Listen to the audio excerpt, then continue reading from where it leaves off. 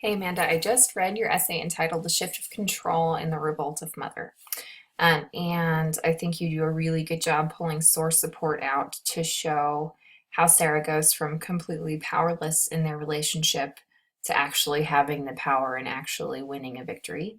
I think that's well done. Let's go ahead and look at the thesis and see if you're and see how the organization is. Um, your thesis says it is obvious that the control of the marriage slides toward mother's favor, even if she did not directly disobey her husband. Um, this isn't a particularly strong thesis, um, just because there's just kind of wording issues. That the control of the marriage slides toward mother's favor.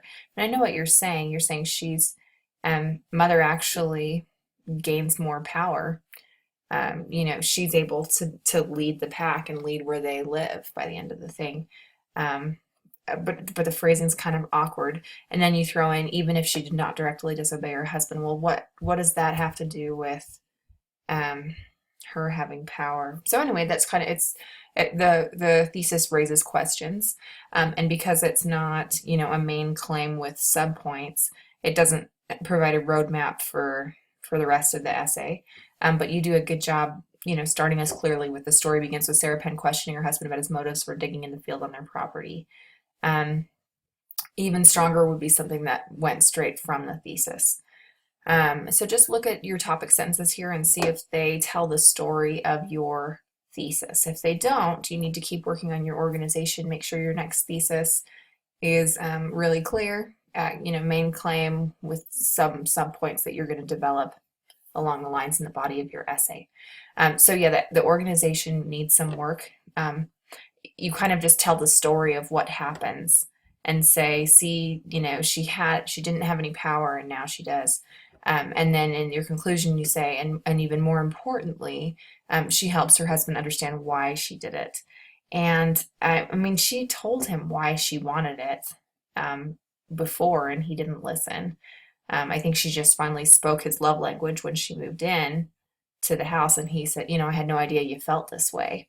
So I think it's really showing him how much she cares, I guess, and what she's willing to do to make it happen. Anyway, so some organizational concerns.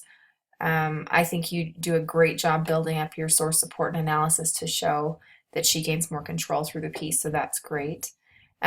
Language is a concern. Let's go ahead and just look at this first paragraph. First of all, make sure that you're using MLA format for everything. So in this title, the shift of control and the revolt of mother is fine, but then you've got to be consistent. Because it's a short essay, or because the revolt of mother is a short story, it should be in quotations. So it would be when reading the revolt of mother, and it shouldn't be italicized.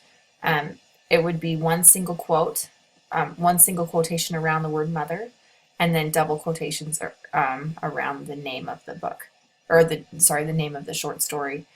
So when reading The Revolt of Mother by Mary Wilkins Freeman, the story can come across as one of those typical patriarch strong stories. Again, that's sort of awkward phrasing.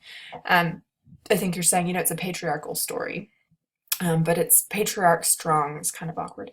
Specifically, the kind of story where everything the man says goes, and his wife and family must follow his direction. Okay, that's a sentence fragment. There's no verb. So specifically, the kind of story where everything the man says goes, and his wife and family must follow his direction. It doesn't have a subject and verb.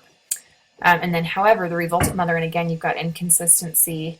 You're matching your title, but you're not matching the way you presented it here. So make sure you're using MLA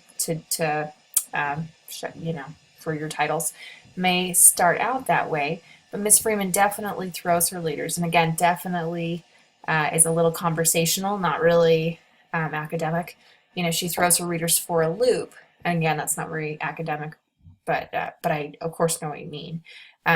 With the events at the ending of the story, it is obvious that the control of the marriage slides toward mother's favor, even if she did not directly disobey her husband. So there are just issues in here with grammar, really with MLA and punctuation and grammar concerns, and they're in here throughout the piece. Let's look at your so the MLA isn't good for the title, but this is just fine. You wouldn't put a comma here, you just have it here in your period. Okay, again, you wouldn't have a comma here, you just have this period. So you got to study MLA formatting with in-text citations and long quotes. Anything that's longer than 4 lines needs to be done with long quote formatting, and you can look that up on the Purdue OWL for MLA formatting. And then let's just look at your works cited page. And that's just fine. So this is good. This has good content, and I look forward to seeing what you do to do more careful proofreading and to do stronger organization in your future essays.